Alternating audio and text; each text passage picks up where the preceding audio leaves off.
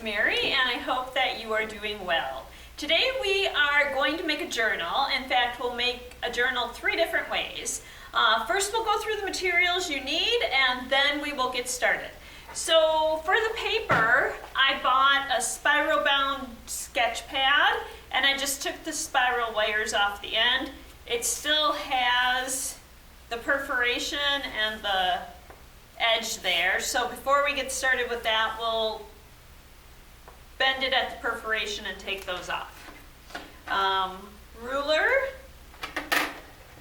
scissors and glue. I also have twine and a little travel sewing kit. I'll adjust the camera so you can see my work surface, and then we'll talk about what we're doing.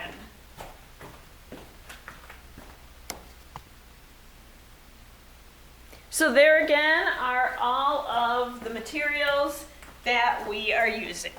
So the first way we are going to make a journal is probably the easiest way, and we're just going to take the glue,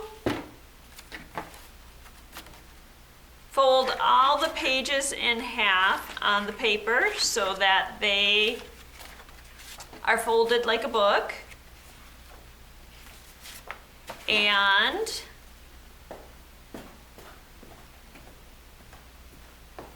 we'll just draw a line of glue down that center.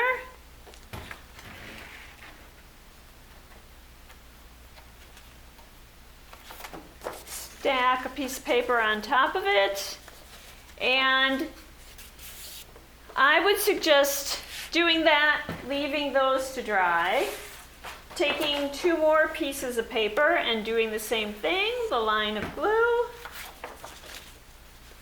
stack that on top, set that on the side to dry, and then after they are dried, you can do another line of glue, stack that inside there, and then another line of glue, and put those inside there. And that is the first journal we are making. And that's probably the easiest of the journals that we'll make. And you can, when the glue is dry, you can just decorate the front of it however you want. You can also decorate any of the pages. If you want to put lines on them, you can do lines. In fact, you could do that before you got started assembling your book. Do any drawings that you want in there as well. So the second way we're making a journal is we just have the sheets of paper again, and I've already prepared these the way we're doing it. I took the ruler, and since I know that the paper is 9 inches, I made a mark at 4.5 inches, a mark at 2 inches, and a mark at 7 inches. And I did that on each of the sheets. Then I just took a hole punch and punched a hole at each of those places. So for this one, the twine is going to be our binding. And what I did was just made a little knot in the middle with the loop open. So we're going to open our stacked pages, and I'm actually just going to feed the other end of the twine through there. And I'm going to leave that part right through there. If you wanted, you could take a pencil and slide it through there to hold it there, or you can just hold it yourself. I'm going to go with the holding it myself method. I'm going to take the 2 long pieces that are setting out and thread each of those in at one of the other holes. So this one's going in at the hole where I measured at the 7-inch mark. And this one is going in where I measured at the 2-inch mark. So right now, I've got the loop that we tied off right there. I've got one end of the string coming through at the 2-inch mark, one end of the string coming through at the 7-inch mark. I'm going to feed the bottom one through, and you can do this however you want. This just seemed to me to be the easiest way to do this. And I'm going to feed the one from the top through that same hole or loop in the twine and then through the bottom.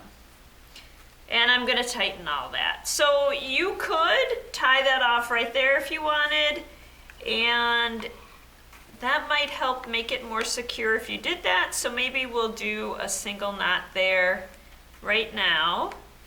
We want to make sure that on the outside it's looking good, and it is. I'm going to, from there, feed this one out the top again, and I'm going to actually feed the other one out the top hole as well, which to you is probably the bottom hole. So you're probably like, what is she talking about, the top hole?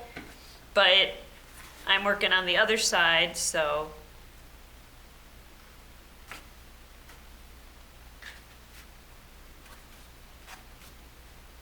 Actually, let's change our minds there. So I got the one fed through the top hole. This one I'm just going to bring up to the top and tie off on the outside. There, I think that actually works better. And this time we're going to do a double knot. And then that can hang out on the outside, or if you're writing in your journal and you want to save the page, you can just slip that inside and it'll save the page, and you can still have one outside as your decorative loopy-loop hanging down. So that is our second journal, and that one's fairly easy also. The hole punching does take some time, but basically it's fairly easy.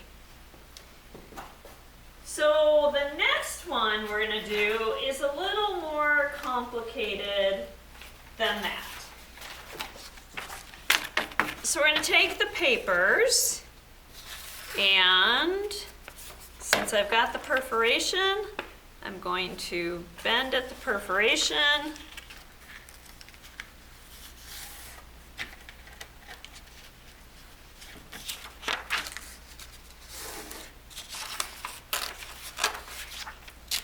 And take that off so I get a nice clean edge. So if you wanted, you could actually get like a 12 by 12 sheet of cardstock, and you could leave these edges on. You could cut the 12 by 12 to 9 by 12, because then that would make that the same size as this. You could make a few holes in the cardstock and just use that as a cover and have a longer journal.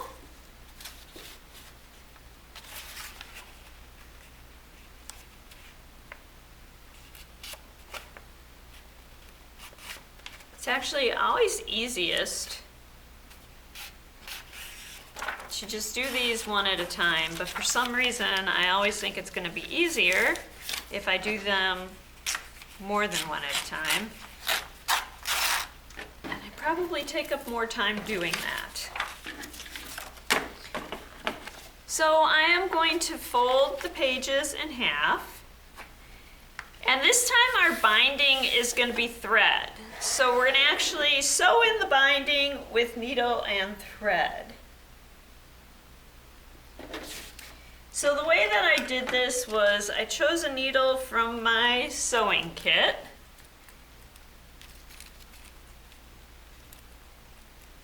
And you want one that's kind of durable and longer because you are punching a bunch of holes in it. So I took my ruler and I made a mark with the pencil at every ½ centimeter. So a half, 1, 2, 2.5, oh, 1.5, 3, 3.5, 4, 4.5, 5. Actually, let's just do it every 1 centimeter. So we'll skip the 0.5, and I think that'll actually make it easier. So let's start that again. So we're going to make a mark at 1 centimeter, 2 centimeters, 3 centimeters, 4 centimeters.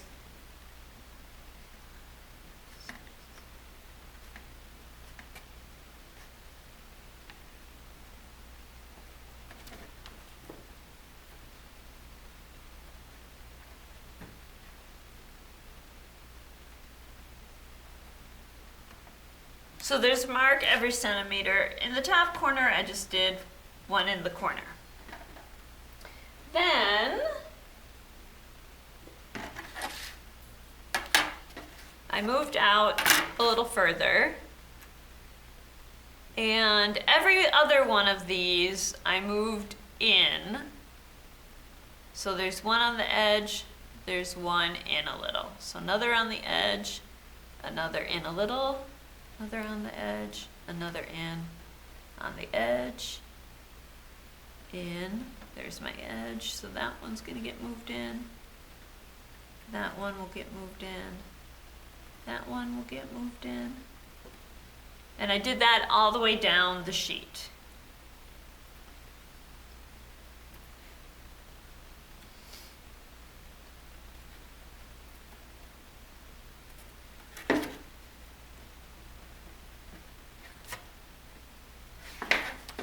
So now I took the needle, and it works well if you use a pencil and just stick that inside. And you want to be careful because we are poking holes through all the sheets of paper. So you don't want to poke it into yourself. If you have 2 desks that come together and there's a gap between them, you can definitely use those 2 desks, use the gap between them as a way to make sure you're not poking yourself while you're doing this. And again, if you are a youngster, you want to get somebody's help with this because you do not want to hurt yourself. So make sure that you are being safe and smart. So see, I've run into problems there. There we go.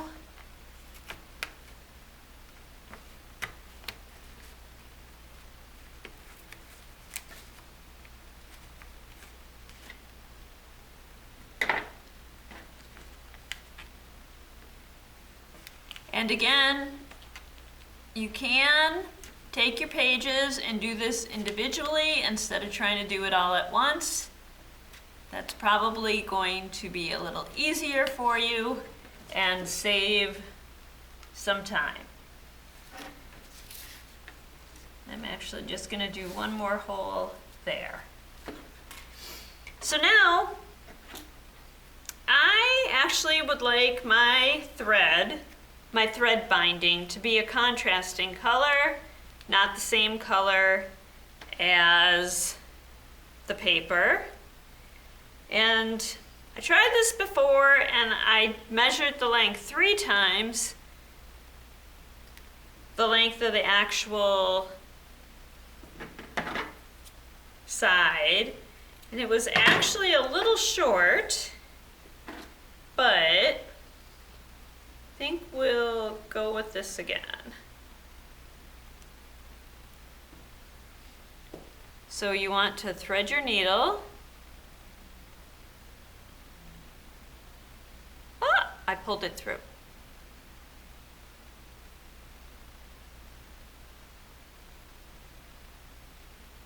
There we go. I'm using it double and just tying a knot on the end.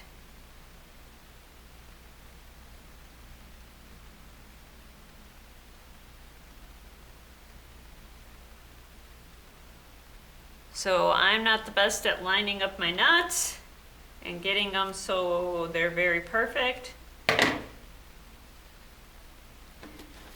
So I'm just gonna go that way. And to start it off, I actually go to the center, go on the outside, because I like that knot to be inside. And then I just go, and we're basically sewing through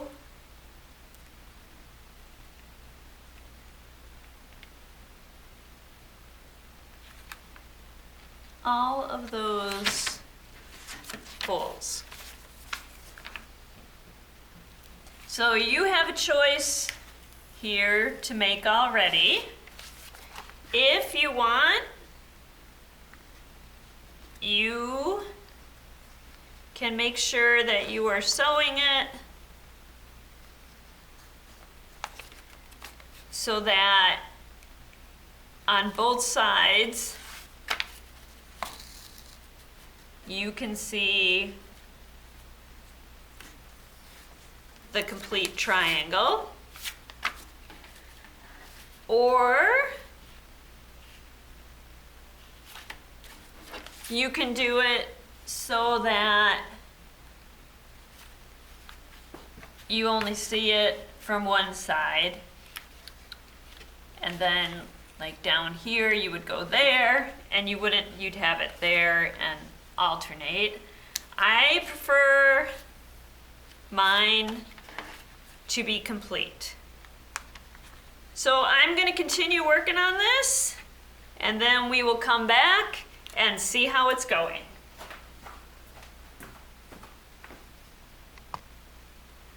So I have gone all down this edge, and I've gotten to the bottom. And what I'm going to do to finish that off is something very similar to the way I started it. What that is where I did in fact run out of thread. So I tied it off and I just started again. So I got the idea for this journal while I was watching an episode of Antiques Roadshow. And they had a little sewn poetry book that the author William Faulkner had made, and he used to, very much like this, hand sew a book, write poetry in it, and give it to someone as a gift. So that is where the idea for this project came from, and I just thought it was a really cool idea. I'm going to trim my threads. And there we go. So what I can do with this is draw something on the front or decorate the front in some way. I can write poetry on the inside, write a daily journal, whatever I want to do with that.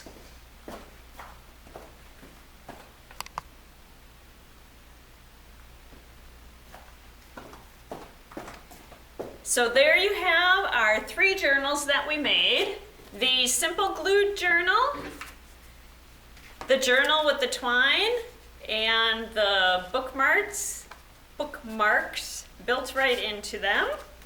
and the hand sewn journal. So you'll notice that I talked about you being able to decorate yours, but I didn't decorate mine in any way. I didn't draw anything on any of the pages. I didn't do anything on the cover. And that's because I didn't want to influence how you were going to do yours.